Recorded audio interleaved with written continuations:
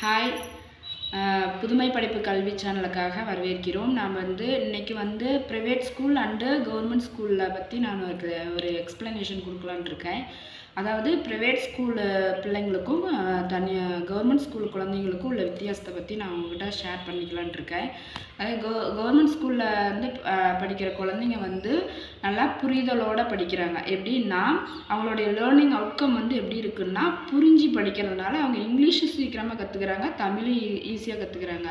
அதாவது தனியார் ஸ்கூல், அதாவது ப்ரைவேட் ஸ்கூலில் இருக்கிற குழந்தைங்க only writing hand writing only அது மட்டும்தான் நல்லா கற்றுக்குறாங்களே ஒழிஞ்சு மற்றது எதுவுமே அவங்களுக்கு லேர்னிங் அவுட்கம் புரிதலோடு படிக்கிறது கிடையாது.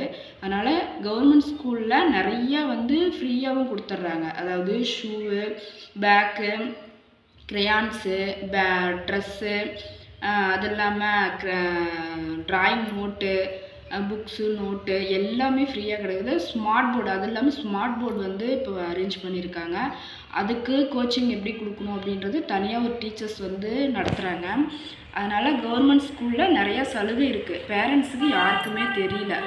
அதனால் நீங்கள் கவர்மெண்ட் ஸ்கூலில் கண்டிப்பாக சேர்த்தலாம். 5th ஸ்டாண்டர்ட் வரைக்கும் இருக்கிற ஸ்கூலுக்கு கண்டிப்பாக சேர்த்தலாம். கோச்சிங் சூப்பராக